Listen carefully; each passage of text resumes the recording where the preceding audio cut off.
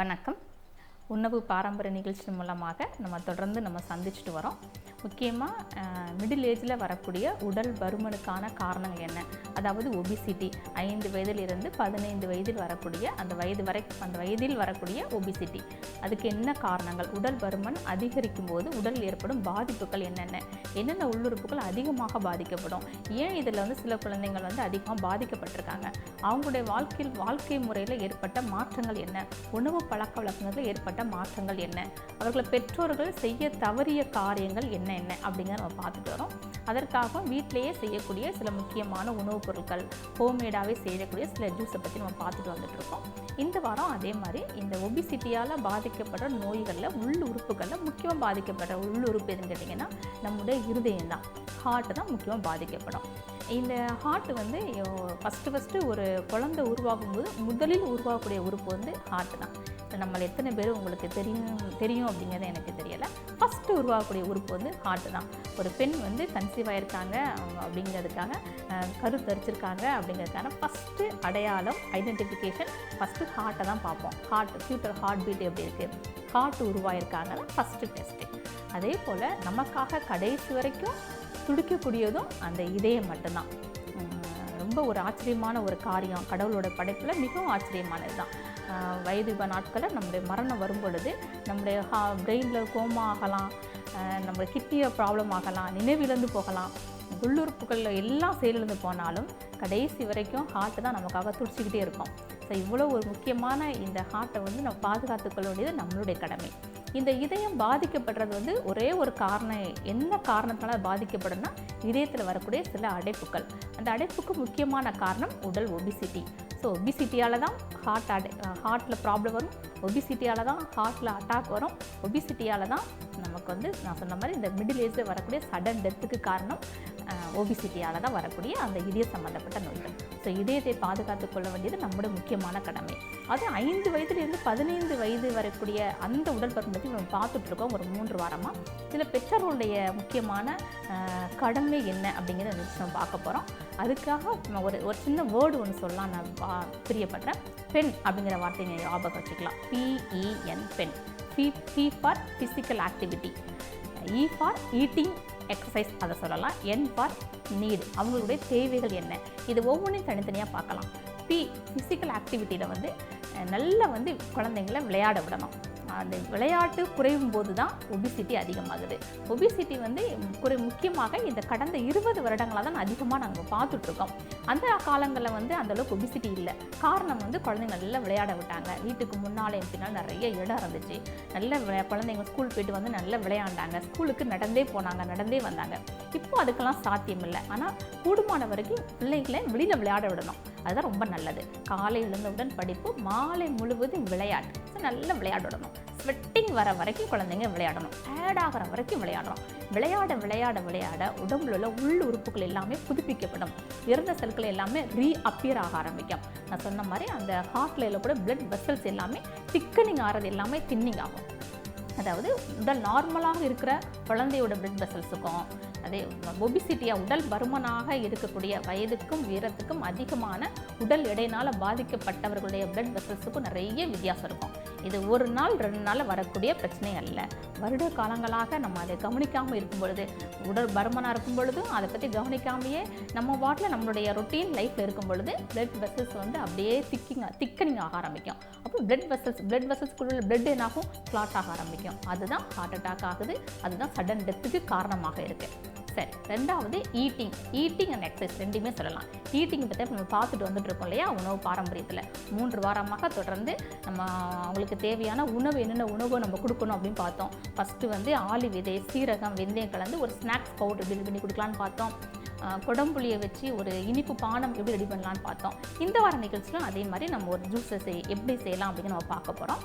அதே நேரத்தில் நம்ம கொடுக்கக்கூடிய உணவை பற்றி பெற்றோர்களுக்கும் ஒரு அறிவு இருக்கணும், குழந்தைங்களுக்கும் அந்த அறிவு இருக்கணும்.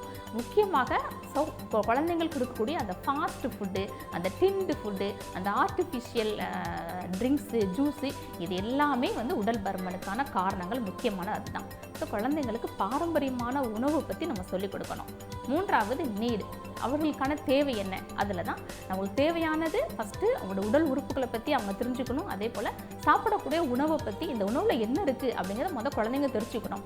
சுவை மட்டும் முக்கியம் இல்லை, சுவையான எல்லா பொருட்களுமே உடம்புக்கு ஆரோக்கியமானதே கிடையாது. அதனால் சாப்பிடக்கூடிய உணவில் இப்போ ஒரு பர்கர் எடுத்தாங்கன்னா அந்த பர்கரில் எவ்வளோ கலோரிஸ் இருக்குது, ஒரு பீஸா சாப்பிட்டாங்கன்னா அதில் எவ்வளோ கலோரிஸ் இருக்குது, ஒரு இட்லி வந்து நமக்கு தேவையான உடம்புக்கு தேவையான எல்லா சத்தையும் கொடுக்கக்கூடியதும் அதே நேரத்தில் ரொம்ப லோ கலரியாகவும் இருக்கக்கூடியது. அப்படிங்கிற அந்த சிறுதானிய உணவுகளை பற்றியும் இப்படி பாரம்பரியமான உணவு பழக்க வழக்கத்தையும் நம்ம குழந்தைங்களுக்கு கற்றுக் கொடுக்கணும். அதனால் இந்த பெண்கிற வார்த்தை வந்து ஒபிசிட்டியாக இருக்கிற எல்லா பெற்றோர்களுடைய வீட்டையும் நீங்கள் எழுதியே போட்டு வச்சுக்கலாம். ஸோ இந்த வார நிகழ்ச்சியில் நம்ம வந்து ஒரு ஜூஸு, உடல் பருமனை குறைக்கக்கூடிய பட்டையை வச்சு லெமனை வச்சு ஒரு ஜூஸ் எப்படி பண்ணலாம் நம்ம பார்க்க போகிறோம். எப்படி செய்யலாம்னு பார்க்கலாம். சின்னமாமம் லெமன் ஜூஸ் செய்ய தேவையான பொருட்கள்: பட்டை, எலுமிச்சை, தேன். சின்னமாமம் லெமன் ஜூஸ் ஃபார் ஒபிசிட்டி, அதை பற்றி நம்ம பார்த்துட்ருக்கோம். மிடில் வயசில் வரக்கூடிய உடல் பருமன், ஒபிசிட்டிக்கு என்ன மருத்துவ முறைகள், ஹோம்மேடாகவே வீட்டில் என்ன ரெடி பண்ண முடியும், அதே நேரத்தில் அவங்க சாப்பிடவும் செய்யணும். அதனால் மிக சுவையான, அதே நேரத்தில் விரும்பக்கூடிய சுவையில் உள்ள சில உணவுப் பொருட்கள் ஹோம்மேடாக எப்படி பண்ண நம்ம பார்த்துட்டு வந்துட்டுருக்கோம்.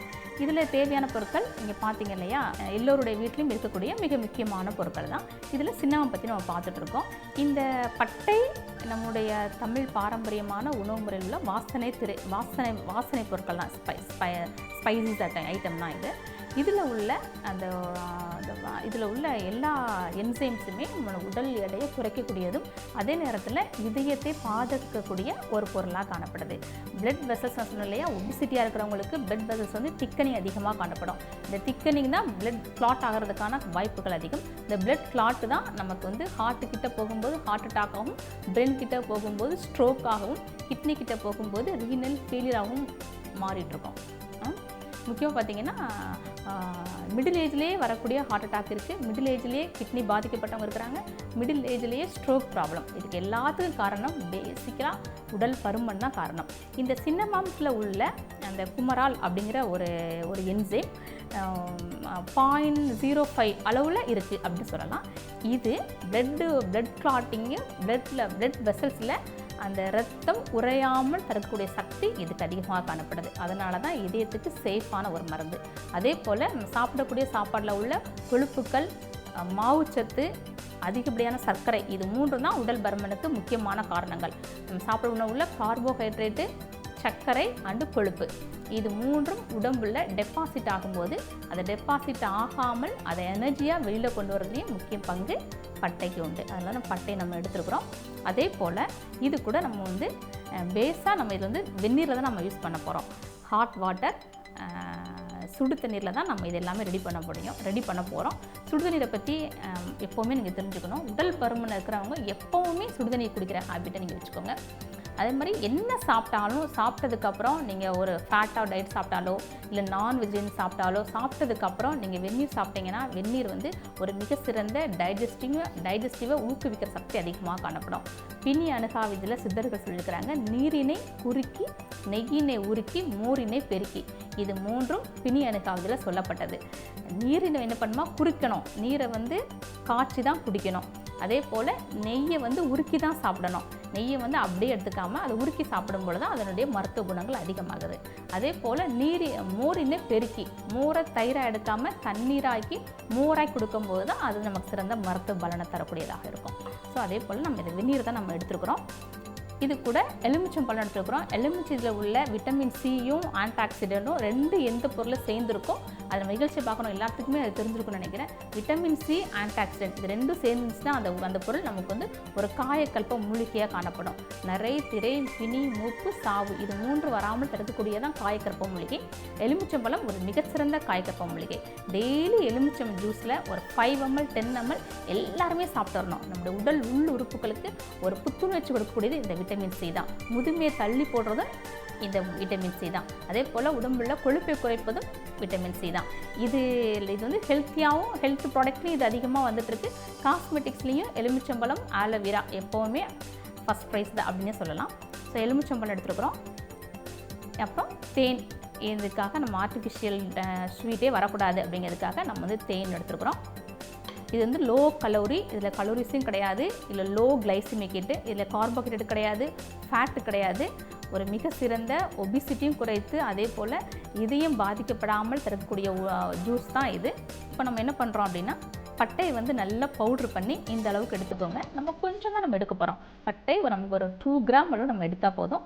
அதே போல் எலுமிச்சம்பழத்தை ஜூஸ் எடுத்துருக்குறோம், தேன் இருக்குது, வெந்நீர் ரெடியாக இருக்குது. இந்த வெந்நீரில் இந்த அளவு நம்ம என்ன பண்ணுறோன்னா இதை போடுறோம். இது கூடயே லெமன் ஜூஸை விடுறோம். எம்டி ஸ்டொமக்லேயே நம்ம இதை எடுத்துக்கலாம். எம்டி ஸ்டொமக்கில் எடுக்கும் பொழுது அந்த பெனிஃபிட் அதிகமாக இருக்கும். இது கூட சுவைக்காகவும் அதே போல் உடம்புல கொழுப்பு குறைக்கிறதுக்காகவும் தேன் போடும்.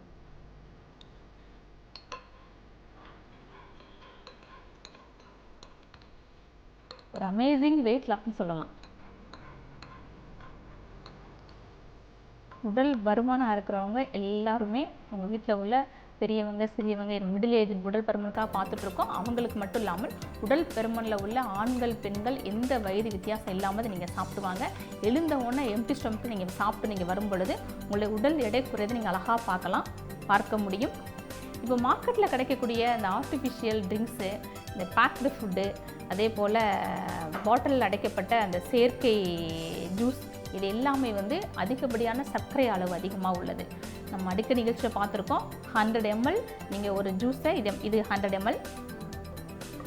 இதே 100 ml நீங்கள் ஆர்டிஃபிஷியலாக கடையில் கிடைக்கக்கூடிய டிண்டு ஃபுட்டு, ஆர்டிஃபிஷியல் ட்ரிங்க்ஸு, ஜூஸ் வாங்கி நீங்கள் குடிச்சிங்க அப்படின்னா ஒரு 100 ml பாட்டிலில் உங்களுக்கு 15 டீஸ்பூன் ஆஃப் சர்க்கரை இருக்குது, 15 டீஸ்பூன் சர்க்கரை இருக்குது. ஒரு டீஸ்பூன் போட்டு தான் நம்ம காஃபி குடிப்போம். 15 டீஸ்பூன் போட்டு நம்மளால் காஃபி குடிக்க முடியுமா?